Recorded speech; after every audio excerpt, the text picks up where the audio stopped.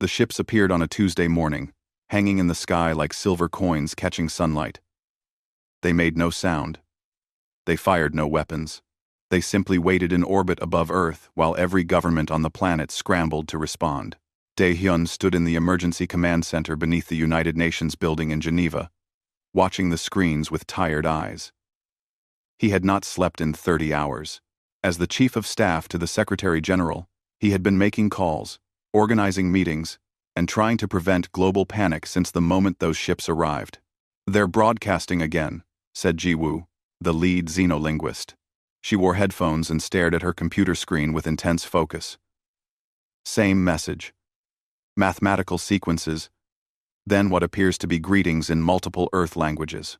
"What do they want?" Dae-hyun asked. "To talk," Ji-woo replied.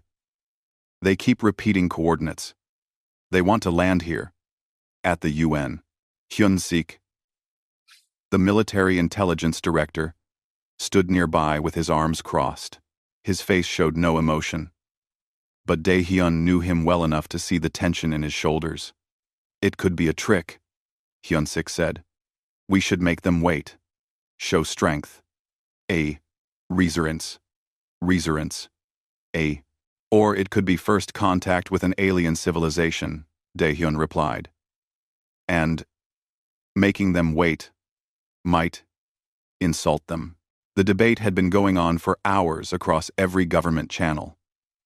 Some countries wanted to attack. Others wanted to hide. Most simply wanted answers. In the end, the decision fell to a handful of people in this room, and they chose to listen. "Tell them they can land," Dae-hyun said. "One ship, tomorrow at dawn." The alien vessel touched down on the grass outside the UN building as the sun rose over the mountains. It was smaller than expected, about the size of a passenger jet, with smooth curves and a surface that seemed to shift colors in the light. A ramp extended from its side. 3 beings emerged. They were not what anyone expected. They stood upright like humans, but their skin had a pale blue tint. Their eyes were larger, darker, with no visible white parts. They wore simple robes that seemed to shimmer with embedded lights. One of them carried a small device that floated beside it. The floating device spoke in perfect English.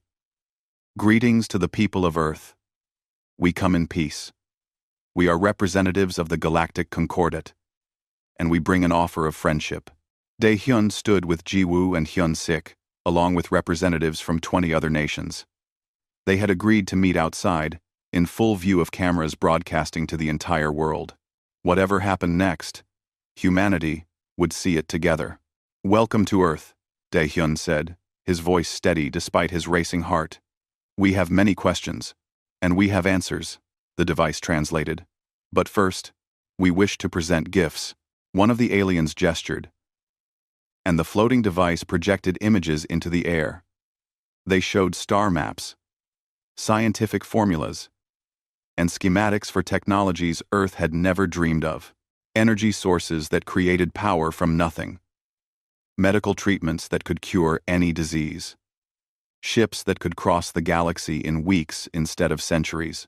"These gifts are yours," the translator said.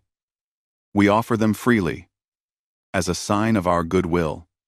We have watched your species for many decades. You are young, but you show promise. We wish to welcome you into the community of intelligent life." The crowd of diplomats and scientists murmured in amazement. Ji-woo whispered translations into her phone, sending updates to linguists around the world. Hyun-sik remained still, watching the aliens with careful eyes. "What do you want in return?" Dae-hyun asked. "Your membership in the Concordat," the alien replied through the device. "There are 847 species in our organization. Together, we share knowledge, resources, and most importantly, protection." That word hung in the air. Protection. Protection from what? Dae-hyun asked. The 3 aliens glanced at each other. For the first time, Dae-hyun noticed something in their body language. A tension. A hesitation. "From the dangers of the void," the translator finally said. "Space is vast and holds many threats. Alone, young species are vulnerable. Together, we are safe. What threats? Hyun-sik stepped forward. Be specific. Again. That hesitation. The lead alien's large eyes blinked slowly. There are hostile forces. Ancient enemies. We do not speak their names lightly. But the Concordat has survived for thousands of years through unity and protection. We offer you the same. You're being vague, Jiwoo said quietly, but her microphone picked it up. Some knowledge is dangerous, the translator replied. Some fears are best left unspoken until you are ready. Trust that we offer this protection because we do not wish to see another species suffer. The meetings continued for 3 days. The aliens, who called themselves representatives of the Concordat Council, presented detailed information about their organization. They showed videos of alien worlds, cities that stretched across continents, space stations larger than Earth's moon. They explained how Earth would receive technology, membership benefits, and most of all, protection. Defense fleets would patrol near Earth's solar system. Advanced shields would be installed around the planet. If any threat ever appeared, the full might of the Concordat would respond. You would do all this for us? Daehyun asked during a private meeting in the UN conference room. Species you just met? We do this for all new members, the alien representative replied. It is our way. Class. We believe all intelligent life deserves to survive and flourish. The galaxy is dangerous, but it does not have to be faced alone. You keep mentioning danger, Hyun-sik said. He sat across the table with a folder full of reports. But our telescopes have scanned deep space for decades. We've seen no hostile aliens, no weapons, no threats. What exactly are you protecting us from? The alien was quiet for a long moment. When it spoke, the translator's voice seemed softer. You are fortunate to have seen nothing. We work hard to maintain that peace. To keep the darkness at bay. What darkness? Jiwoo pressed. Threats that sleep. The alien said. Enemies that wait. We do not speak of them because speaking draws attention. Your world is small and quiet now. We wish to keep it that way. Accept our protection, and you will never need to fear what lurks beyond the light of your sun. Daehyun exchanged glances with Hyun-sik and Jiwoo. Something was wrong. The aliens were offering incredible gifts, promising safety and friendship, but they refused to explain the danger. Every question led to vague answers about ancient threats and sleeping enemies. That evening, Daehyun stood outside the UN building, looking up at the alien ships still hanging in orbit. They glowed softly against the dark sky. They're afraid, Jiwoo said, joining him. Did you notice? When we ask about the threats, they become nervous. Their translator device stays calm, but you can see it in their bodies. I noticed, Daehyun replied. They're terrified of something. But what? And why won't they tell us? Maybe they think we'll panic, Jiwoo suggested. Or maybe, Hyun-sik said, appearing behind them. They're hiding something worse than fear. They're hiding the truth. Above them, the alien ships waited for humanity's answer. Inside the UN, diplomats from every nation argued about what to do. Accept the generous offer? Reject it? And risk the unknown? Or demand more information before making any choice? Daehyun knew one thing for certain. Humanity had survived this long by asking questions and seeking truth. They would not stop now. No matter how generous the gifts, or how frightening the warnings. We need to find out what they're really afraid of, he said. Before we agree to anything, the aliens had offered protection. But from what? That question would not let Daehyun sleep, and he suspected it would not let humanity rest until they found the answer. Bo-ra adjusted her telescope array for the 100th time that week, staring at the data streaming across her screens. The Seoul Science Institute had become one of the busiest places on Earth since the aliens arrived. Every scientist wanted answers, and Bo-ra was determined to find them. Look at this, she said to her assistant, pointing at a star chart. The Concordat claims they protect 847 species. I've mapped the locations they gave us. See the pattern? Her assistant leaned closer. They're all clustered together. Exactly. All in the same region of the galaxy. Thousands of stars left unexplored beyond their borders. Why? If they're so powerful and advanced, why stay in one small area? Maybe the rest of the galaxy is too dangerous? Or maybe they're hiding from something, Bora said quietly.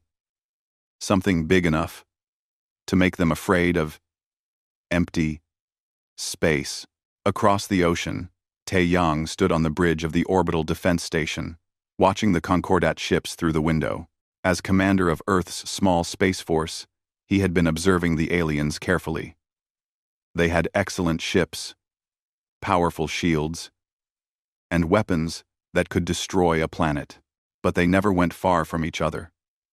They always stayed in formation, always watched the darkness beyond Earth. Sir, we've completed our scans, one of his officers reported. The Concordat fleet maintains constant surveillance of deep space. They're looking for something. What are they looking for? Taeyang asked. Unknown. Their sensors are pointed away from Earth, away from their own territory. It's like they're expecting something to come from the dark. Taeyang frowned. An advanced civilization with powerful weapons, hiding in a corner of the galaxy and watching the shadows. It did not make sense. Unless the shadows watched back. In Beijing, Youngmi sat in a conference room filled with screens showing alien footage. As a cultural anthropologist, she had been assigned to study Concordat behavior. What she found disturbed her. They exhibit clear signs of trauma, she explained to the assembled council. Watch how they react when we mention exploration beyond their borders. She played a video of an alien representative. When a human diplomat asked about traveling to the far side of the galaxy, the alien's hands trembled. Its breathing quickened. The translator device stayed calm, but the alien's body showed pure fear. This isn't caution, Youngmi said. This is terror. Something happened to them. Something so bad that even after thousands of years, they're still afraid. What could frighten an entire galactic civilization? Someone asked. I don't know, Youngmi admitted. But whatever it was, they believe it's still out there. Anyway. Well though. Anyway. Meanwhile, in a dark apartment filled with computer equipment, June typed furiously on his keyboard. He was a hacker, one of the best in the world. And he had decided to do what governments were too polite to attempt. He would break into the Concordat's computer systems and find the truth. It took him 6 days. The Concordat's security was impressive, but they had not expected a species as primitive as humanity to attempt a cyber attack. June slipped through their firewalls like smoke, copying files and data while leaving no trace. What he found made his blood run cold. Encrypted files filled entire databases, all of them labeled with variations of the same name. The silence. The silent ones. The silence that consumes. And one phrase that appeared over and over in the deepest, most protected files. They, who devoured worlds. June tried to decrypt the files, but they were beyond his ability. Whatever information they contained, the Concordat had locked it behind encryption that would take centuries to break. But the names alone told a story. Something had attacked the Concordat once. Something terrible enough to have earned those names. He sent his findings to every major government on Earth. The next day, Daehyun confronted the Concordat representatives with June's discovery. The meeting took place in a secure room, with only the most trusted officials present. Explain these files, Daehyun said, showing them printed records of the encrypted data. Who are the silent ones? What is the silence that consumes? The lead alien stood frozen. For a long moment, it said nothing. When it finally spoke, the translator's voice was barely above a whisper. You should not have looked for that. We're a curious species, Hyunsik said coldly. You offer us protection, but refuse to explain from what. Did you expect us to simply accept? Yes, the alien said. Most species do. Most species are grateful for protection, and do not ask dangerous questions. We're not most species, Daehyun replied. Tell us the truth. What are you afraid of? The alien sat down slowly, its large eyes reflecting the lights of the room. When it spoke again, there was something different in its posture. Defeat, perhaps, or resignation. Long ago, before your species learned to speak, the galaxy was different. There were thousands of civilizations, great empires that spanned star systems. We built wonders. We explored without fear. And then, they came. Who came? Jiwoo asked. We do not know. We called them many names. The Devourers, the Silent Death, the darkness between stars. They appeared without warning and attacked without mercy. World after world fell silent. Entire species vanished. Fleets that went to fight them never returned. The room was quiet except for the hum of electronics. The war lasted for generations. The alien continued.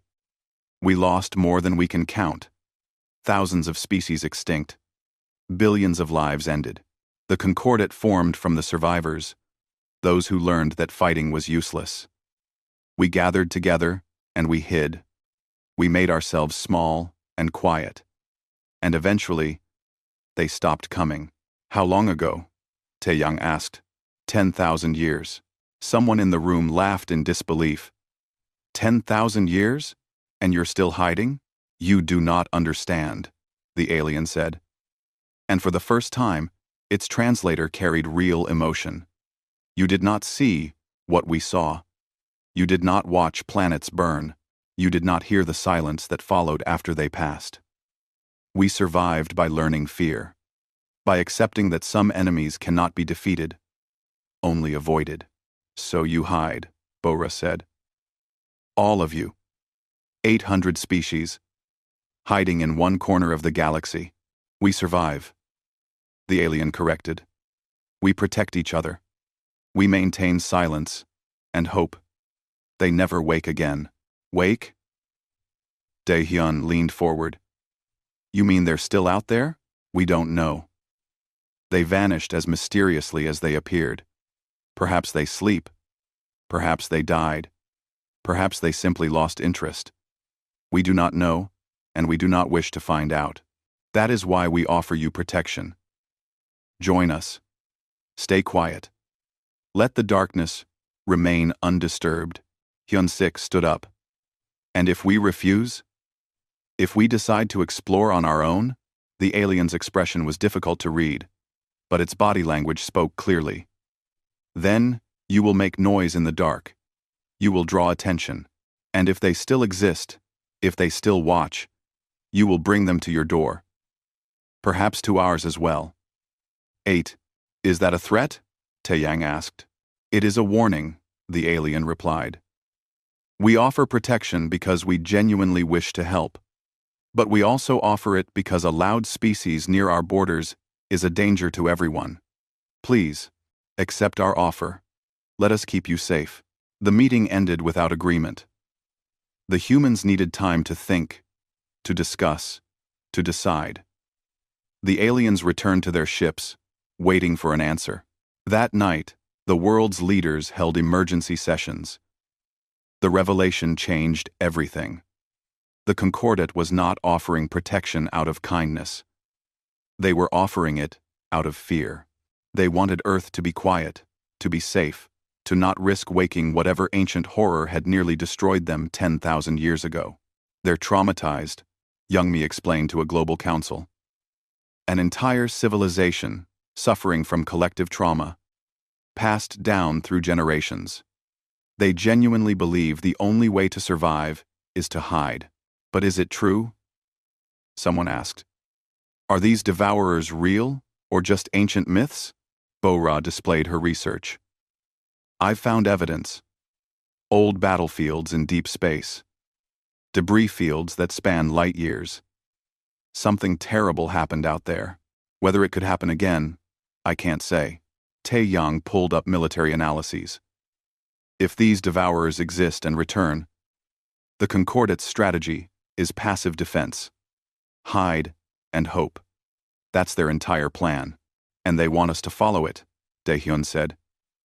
They want Earth to dim its lights, limit our expansion, and trust them to keep us safe from a threat that might not even exist anymore. So what do we do? Jiwoo asked. The question hung in the air. Accept protection and live under the Concordat's cautious rules? Reject it and risk the unknown? Humanity stood at a crossroads, and the choice they made would echo through history. In orbit, the alien ships waited. In the depths of space, ancient battlefields drifted in silence. And somewhere, in the vast darkness between stars, something might be sleeping. Or it might be watching. Humanity would have to decide if they wanted to find out. The research vessel Horizon drifted at the edge of the solar system. Its sensors pointed toward the darkness beyond. Captain Sang-hoon stood on the bridge, reviewing data from their 3-month survey mission. They had been sent to investigate the ancient battlefields Bo-ra had detected, to see what evidence remained of the war the Concordat feared. What they found was staggering. "Captain, you need to see this," his science officer called out. "We're at the coordinates. Debris field detected." "It's massive." Sang-hoon moved to the display. The screen showed a cloud of wreckage stretching across space. Pieces of ships, some as large as cities, twisted metal that had floated here for millennia, and scattered among the debris, things that might have been weapons, or might have been something worse. "How many ships?" Sang-hoon asked.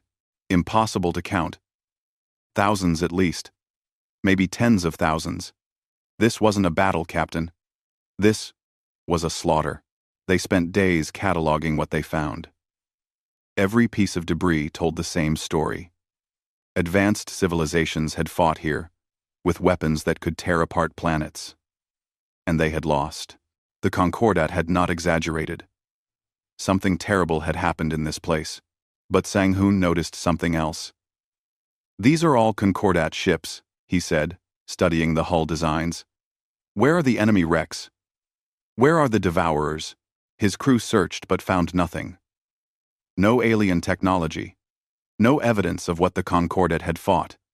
Just the remains of those who had died fighting something that left no trace. "Maybe they take their dead with them," someone suggested. "Or maybe they don't leave dead," another replied quietly. Back on Earth, something unexpected happened. An alien ship requested landing permission. But not a Concordat vessel. This ship was small and old, clearly damaged. It limped into orbit and broadcast a message asking for sanctuary. Daehyun authorized the landing personally. The ship touched down in a secure military facility, and a single alien emerged. It was different from the Concordat representatives. Smaller, with pale skin and frightened eyes. It carried no weapons and no translator device. Jiwoo worked with it for hours, establishing communication. The alien learned human languages with remarkable speed, speaking broken English within days. Its name was difficult to pronounce, but it told them to call it Unji. "I am scientist," Unji explained in halting words. "I study other species, learn about different ways of thinking. I study humans from far away, and I see something different. You ask questions. You do not accept easy answers. This is good." "Why did you come here?" Daehyun asked. "Because I want to tell truth. Concordat will not tell you. They are too afraid. But you deserve to know, before you make choice." Over the following days, Unji told them everything. She was an anthropologist, from a species that had joined the Concordat 3,000 years ago. She had spent her life studying the organization's history, and had learned secrets that troubled her deeply. "The devourers were real," she said. "This is true. They came 12,000 years ago, and they destroyed many worlds. The war was terrible. But here is what Concordat does not say. The devourers disappeared. They won the war, but then they left. They went away and never came back." "Why?" Youngmi asked. She sat across from Unji, recording every word. "Nobody knows. Maybe they died. Maybe they went home. Maybe they just stopped caring. But for 10,000 years, nothing. No attacks. No sightings. Nothing at all. Then why is the Concordat still afraid? Hyun-sik demanded. Yoon-ji's expression was sad. Because fear becomes habit. At first, they hid because enemy was real. They were smart to hide. But years passed, and enemy did not return. Centuries passed. Still nothing. But Concordat kept hiding. They kept watching the dark. They kept telling stories to children about the terrible enemy. After so long, fear became part of who they are. So it's cultural trauma, Youngmi said, passed down through generations until nobody remembers anything else. Yes. And now Concordat cannot stop. Any species that wants to explore, they say no. Any species that makes noise, they say be quiet. Any species that asks why, they say for protection. But really, it is because they cannot imagine living without fear. Bora joined the conversation. What about their protection? Is it effective? Against what? Yoon-ji asked. There is no enemy. There has been no enemy for 10,000 years. Concordat patrols watch empty space. Their shields guard against threats that do not come. They protect 800 species from nothing. But they believe it works, Daehyun said slowly. They think their hiding is what keeps the devourers away. Yes, and maybe it did once. Or maybe devourers just left on their own. We will never know. But now Concordat is trapped by own success. If they stop hiding and nothing happens, they were wrong to be afraid. If they stop hiding and something does happen, they will die. So they choose to keep hiding forever. Sang-hoon returned from his survey mission with more evidence. The horizon brought back samples of debris, analyzed by Earth's best scientists. The results confirmed Eun-ji's story. The battles had happened 12,000 years ago, give or take a few centuries. Nothing more recent. The war was ancient history. There's something else, Sang-hoon reported to the assembled council.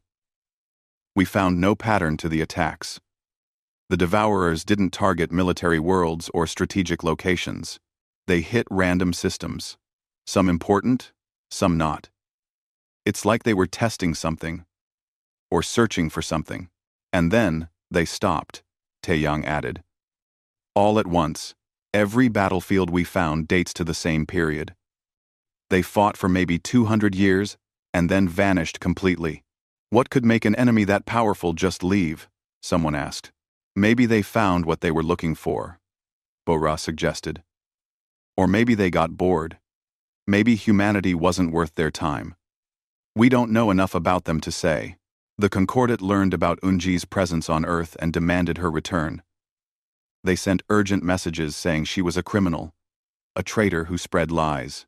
They threatened to withdraw their offer of protection if Earth harbored her. Daehyun's response was simple. She has requested asylum. We grant it. And your threats tell us more than your words ever did. The tension between Earth and the Concordat grew. The alien representatives became more insistent, more desperate. They needed Earth to accept protection, to join their collective silence. A loud, curious species on their border terrified them. You do not understand what you risk, the lead representative insisted during a heated meeting.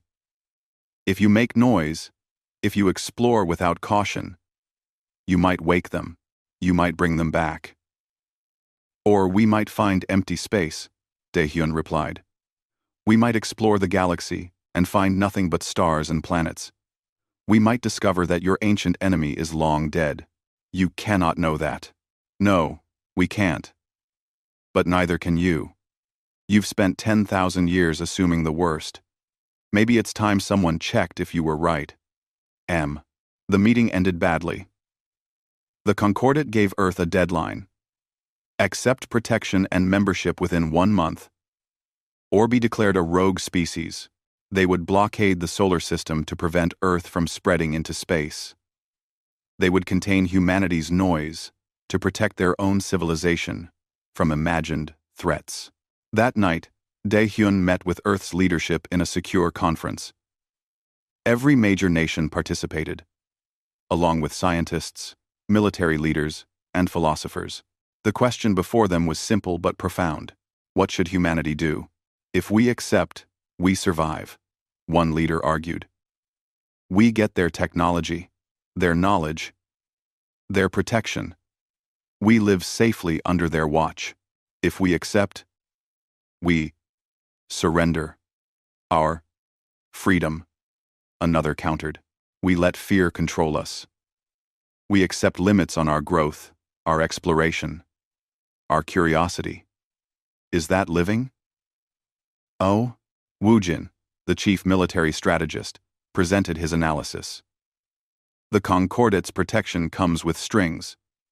Protected species cannot develop certain weapons, cannot expand beyond approved zones, cannot make independent contact with other species. They control everything in the name of safety. It's a cage, Taeyang said bluntly. A comfortable cage, but still a cage. Youngmi added her perspective. The Concordat means well. Their fear is real, even if the threat isn't. They genuinely believe they're saving us, but they're also enslaving us to their trauma. If we accept, we inherit their fear. Our children will grow up afraid of shadows. And if we refuse? Someone asked. Silence filled the room. Everyone knew the answer. If they refused, Earth would stand alone against whatever might come.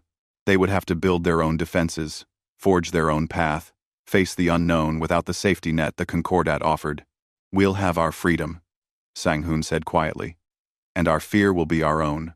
The vote took hours. When it finished, the decision was made. Humanity would thank the Concordat for their generous offer. They would acknowledge the gift of knowledge that had been shared, and they would politely but firmly decline membership. Earth would stand alone. Dae-hyun prepared to deliver the news to the Concordat representatives. As he walked toward the meeting room, Ji-woo caught up with him. Are we making a mistake? She asked. Maybe, Dae-hyun admitted. But it's our mistake to make. And maybe, just maybe, we'll prove that the universe isn't as scary as they think, or we'll prove they were right to be afraid. Then at least we'll know, Dae-hyun said. And knowing is better than hiding. He opened the door to tell the aliens humanity's answer. Sujin stood before the cameras, knowing that every person on Earth watched. As the newly elected Prime Minister of Earth's first unified government, she carried the weight of humanity's future on her shoulders. Behind her, representatives from every nation stood united. Before her, the Concordat delegation waited for her answer. We have considered your generous offer carefully, Sujin began. Her voice was calm but firm. We thank you for the knowledge you have shared. We thank you for your concern for our safety. But after much thought and discussion, humanity must respectfully decline membership in the Galactic Concordat. The lead alien representative stood abruptly. You refuse protection? You choose to face the void alone? We choose to face it on our own terms? Sujin replied. You have lived in fear for 10,000 years. That is your choice, and we respect it. But it will not be our choice. Humanity has survived by asking questions, by exploring the unknown, by refusing to let fear control us. We will not abandon that now. You are fools, the alien said, and for the first time, anger crept into the translator's voice. You risk everything. Your world, your species, your future. For what? Pride? For freedom, Sujin answered. You offered us safety at the cost of our independence. We appreciate the offer. But we would rather face the unknown standing than survive kneeling. The words echoed around the world. Within hours, they became a rallying cry. Artists painted them on walls. Musicians wrote them into songs. Teachers repeated them to students. Humanity had made its choice. The Concordat ships left Earth's orbit 3 days later. Their departure was quiet, almost sad. The alien representatives gave one final warning before they left. When the darkness finds you, do not come crying to us for help. You were offered salvation, and you refused it. Whatever happens next is on your own heads. Taeyang watched them go from the orbital defense station. Good riddance, he muttered. But privately, he wondered if they had made a terrible mistake. Earth did not waste time wondering. Within months, the United Earth government announced the expansion initiative. They would build ships, establish colonies, and explore the galaxy. They would make their presence known among the stars. Jae-hyun, promoted to Admiral of the First Fleet, oversaw the military buildup. Earth would not go into space defenseless. They studied the concordate technology they had been given, combined it with their own innovations, and created something new. The concordate abandoned military development centuries ago, Jae-hyun explained to his officers. They focused on defense only. Shields and sensors. They forgot how to attack, how to fight, how to win.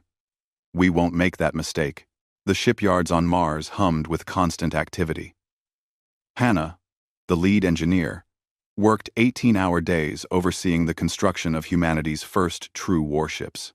They were sleek and dangerous, carrying weapons the concordate had not used in millennia.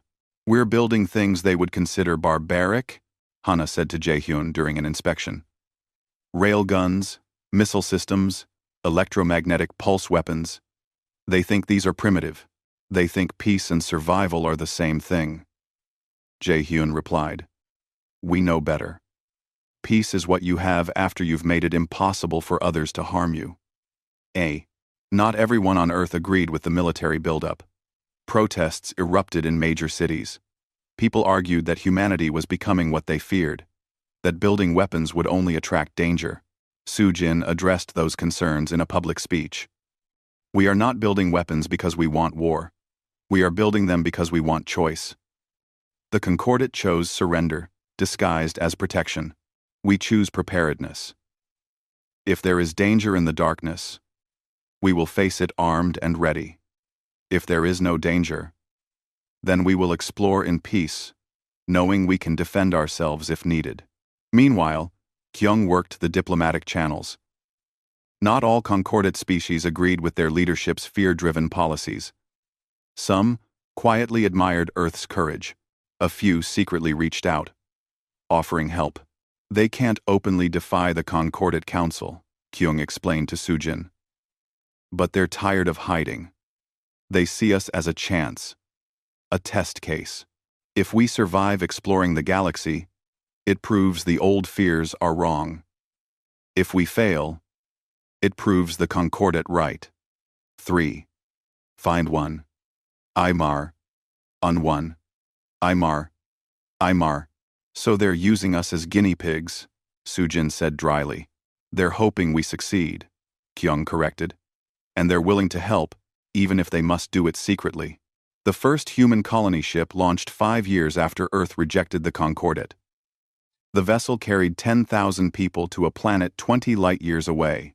The Concordate sent warnings saying the planet was too close to unprotected space, too visible, too risky. Earth ignored them. The colony succeeded. Within 2 years, it thrived. More ships followed.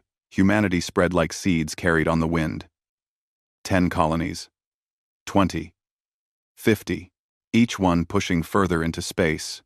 Each one proving the galaxy was not as dangerous as the Concordate believed. But not everyone celebrated. The Concordate grew increasingly alarmed. From their perspective, Earth was making tremendous noise, shining lights into the darkness, practically begging to be noticed by anything that might be watching. You will doom us all, a Concordate ambassador told Kyung during a tense meeting. Your expansion, your broadcasts, your noise. You are waking things that should remain asleep. We've been expanding for 20 years, Kyung replied. We've colonized 30 systems. We've seen no threats. Maybe it's time you admitted, there's nothing to wake. 20 years is nothing. The devourers could be sleeping for eons. You have no idea what you risk. But some concordate species saw something else. They saw humans succeeding where they had been told success was impossible. They saw colonies flourishing in space. The concordate considered too dangerous, and they started to wonder. The first cracks in the concordate appeared 30 years after Earth's rejection. A small species on the edge of protected space quietly asked Earth for help establishing a colony beyond concordate borders. Then another species did the same. Then two more. The Concordat Council panicked. They issued ultimatums and threats.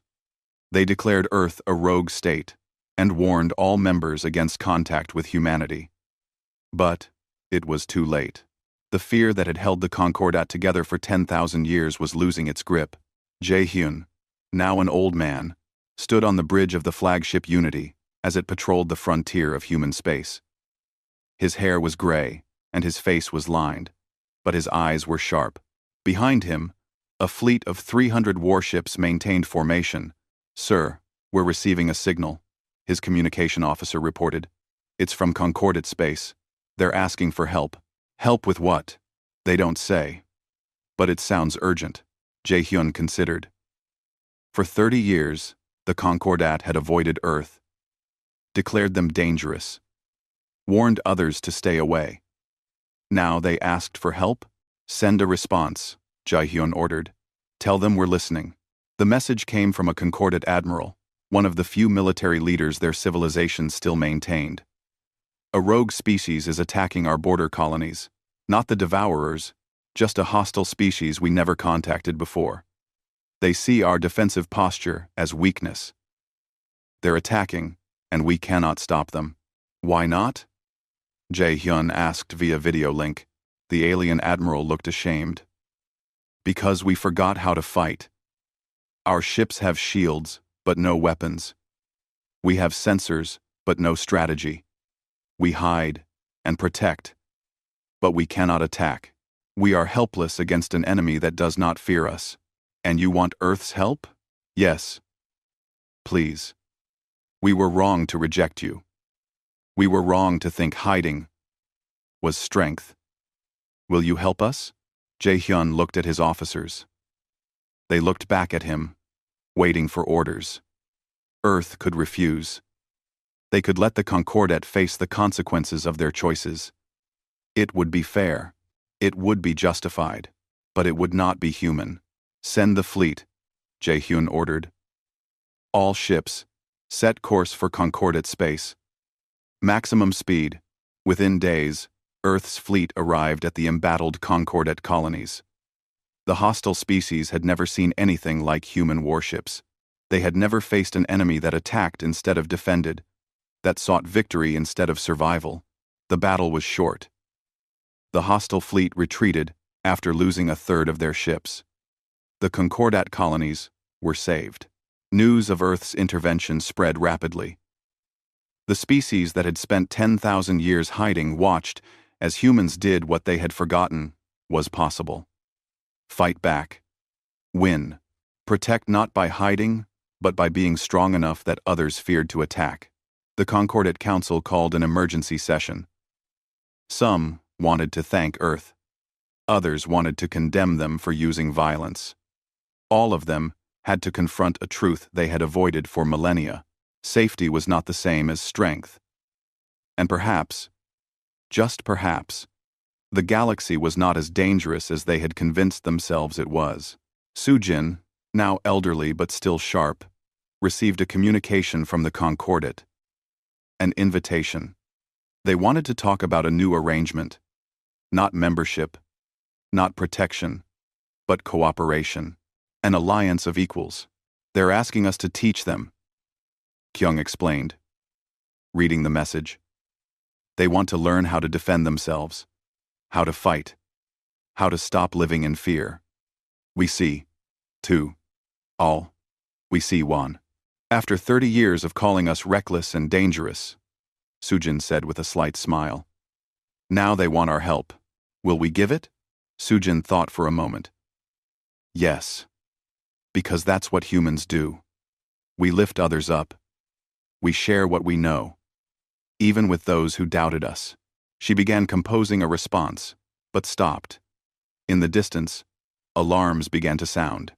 Sang-hoon was 73 years old when the sensors on his frontier station detected the anomaly. He had spent 50 years exploring the edges of known space, mapping stars and surveying planets. He thought he had seen everything the galaxy could offer. He was wrong. "Captain, you need to see this," his sensor officer said, voice tight with worry. Sang-hoon moved to the display, his old joints protesting. The screen showed a region of space that had been empty yesterday. Today, it rippled with distortions. Energy readings spiked off the charts. Something was moving through the fabric of space itself. "How big?" Sang-hoon asked. "Bigger than anything we've ever recorded. If these readings are correct, it's the size of a small moon. Ships don't get that big." "I don't think it's a ship, sir." For 3 days, Earth's frontier stations tracked the anomaly as it moved through space. It was heading toward the inner systems, toward the colonies, toward the heart of human civilization. Analysis teams worked around the clock, trying to understand what they were seeing. Dae-hyun, now ancient and confined to a wheelchair, was brought out of retirement to consult. He sat in the command center, studying the data with eyes that had witnessed first contact over half a century ago. Could it be natural? Someone asked. Some kind of space phenomenon? "Nothing natural moves with purpose," Dae-hyun replied. "This thing is traveling toward us. It's choosing its course." "The Concordat," another officer said suddenly. "We need to contact them." "If this is what I think it is." The call went out across all channels. Within hours, the Concordat responded, and their message confirmed humanity's worst fears. "They have returned." The Concordat High Council transmitted. "The Devourers. After 12,000 years of silence, they have awakened. All species must initiate emergency protocols. Retreat to core systems. Activate all defensive shields. Do not engage. Hide and pray they pass by." Earth's response was immediate, but not what the Concordat expected. Instead of retreating, Jae-hyun mobilized every warship in the fleet. Instead of hiding, colonies strengthened their defenses and prepared to fight. "They want us to run," Jae-hyun said to his assembled commanders. He was 90 years old, but his voice carried the authority of 5 decades of military leadership. "The Concordat has been running for 12,000 years. We're going to try something different." "Oh, what if we can't win?" someone asked. "Then we'll lose fighting," Jae-hyun replied. "That's still better than dying while hiding." Jae-hyun. The thing emerged from the distortion 3 weeks later, entering the outer edge of human territory.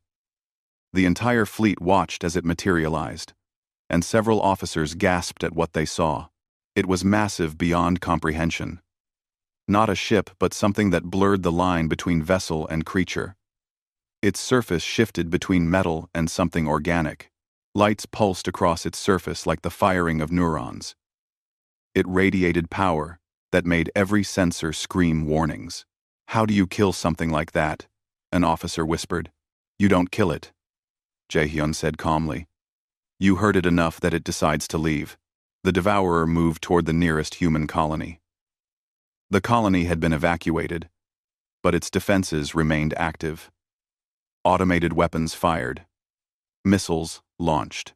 Every weapon humanity had developed over the past 50 years unleashed at once. The Devourer barely slowed.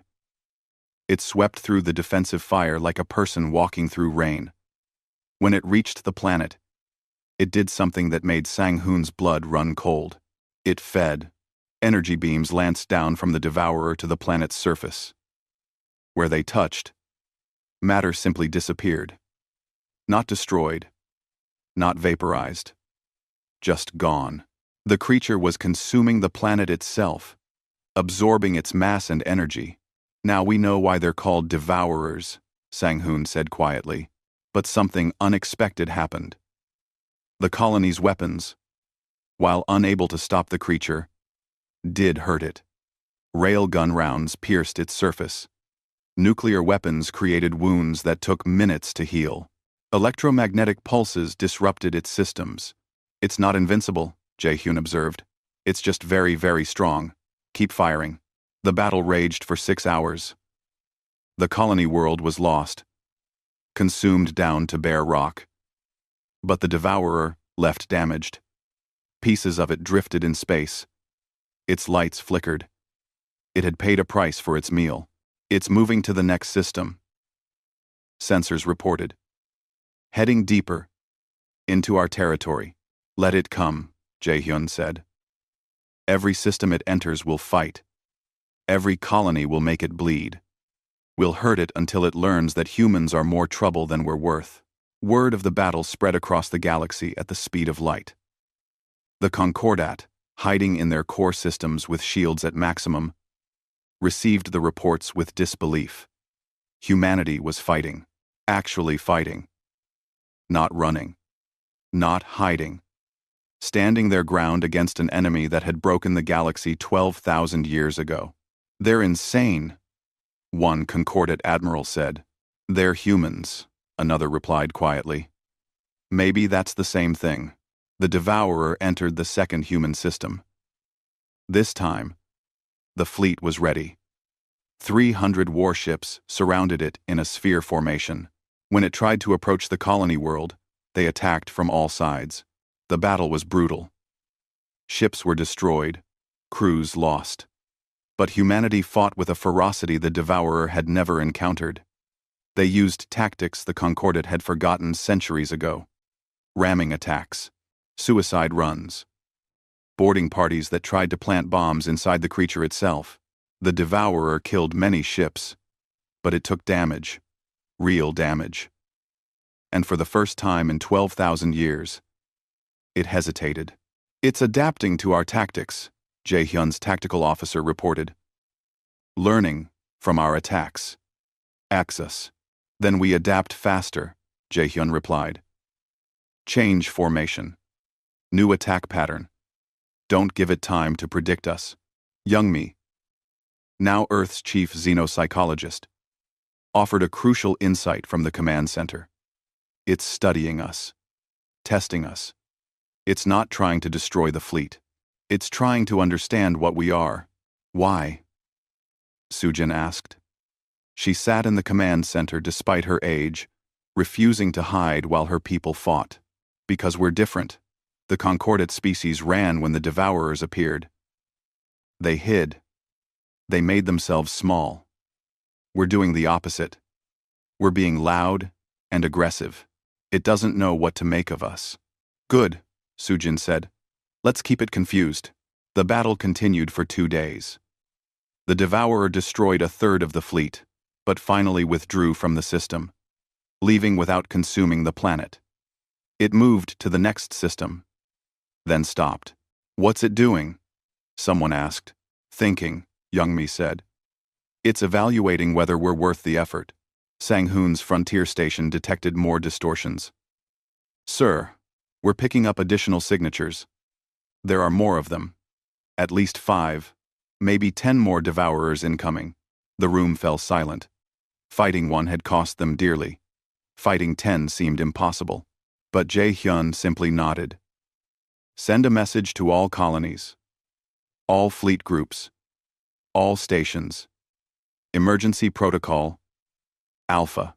Sir. That's the last stand protocol. I know what it is. Execute it. The protocol called every human ship to one location. Every warship. Every colony defense force. Every armed vessel humanity possessed. They gathered at Earth, forming a defensive sphere around their homeworld. If the Devourers wanted to consume humanity's cradle, they would have to go through everything humans could throw at them. But something else happened. A communication came from Concordat space. Not from the Council, but from individual species. We see what you're doing, the message said. We see you fighting instead of hiding. We see you standing instead of running. And we're ashamed. For 12,000 years, we let fear control us. No more. Any species that wants to join the humans, meet at these coordinates. It's time we remembered how to fight. The response shocked everyone. 63 species answered the call. Not all 800 Concordat members, but enough. Enough to matter. They brought their ships, their weapons, and most importantly, their courage. When the Devourers arrived at Earth, They found a fleet waiting, human ships at the center, surrounded by concordant allies who had chosen to stand. The lead devourer stopped. For the first time in recorded history, it broadcast a signal that could be understood. "Why do you resist?" The translation came through garbled and strange. "Others accept. Others submit. Why do you fight?" Jaehyun personally transmitted the response. "Because we choose to. Because hiding isn't living. Because if you want our world, you'll have to take it from our dead hands." Silence stretched across space. The devourers could have attacked. They had the power to win, though the cost would be high. But something stopped them. Maybe it was the unified fleet. Maybe it was humanity's defiance. Maybe, after 12,000 years, they had finally found prey that bit back hard enough to matter. The devourers turned and left. They didn't flee. They didn't retreat in fear. They simply decided that this meal wasn't worth the effort. They folded space around themselves and vanished, returning to wherever they had come from. The galaxy waited in stunned silence. Then, slowly, celebrations began. Not just on Earth, but across concordate space. Species that had hidden for millennia watched as humans and their allies had done the impossible. They had faced the ancient terror and made it back down. Dae-hyun died peacefully 2 weeks later, surrounded by friends. His last words were simple. "We asked what we needed protection from. Now, we know. And we didn't need their protection after all." The Concordat underwent massive changes. The old council resigned, replaced by leaders who promised a new direction. The 800 species began remembering how to be more than victims hiding in the dark. A year later, Sujin stood before the reformed Galactic Council. Representatives from across the galaxy watched as she spoke. 50 years ago, you offered Earth protection. We asked from what, and you couldn't tell us. You offered safety, but required submission. You wanted us to hide with you in the dark, afraid of shadows that might never come." She paused, looking across the assembled aliens. The shadows came. They were real. And they were dangerous. But they weren't invincible. They weren't unstoppable. They were just strong. And we were afraid. Fear made them seem bigger than they were. "Now you know the truth," Sujin continued. "Safety doesn't come from hiding. It comes from strength, from courage. From standing together not in fear but in defiance. You offered to protect Earth. We're grateful, but we didn't need it. What we needed was the courage to protect ourselves. And now," she said, her old voice carrying across the chamber, "we offer something to you. Not protection, not salvation, but partnership. If you want to stop living in fear, if you want to remember how to stand tall, if you want to face the galaxy as equals instead of victims, we'll teach you. We'll stand with you. Because that's what humans do." The galaxy's response was overwhelming. Species by species, they accepted. The age of hiding ended. The age of exploration began. And somewhere in the depths of space, the devourers slept once more, having learned that the galaxy had changed. The prey had become predators. And perhaps, after 12,000 years of easy meals, they decided to find somewhere else to feed. Humanity had asked a simple question. Protection from what? They got their answer. And they proved that sometimes, the best protection is the courage to fight back.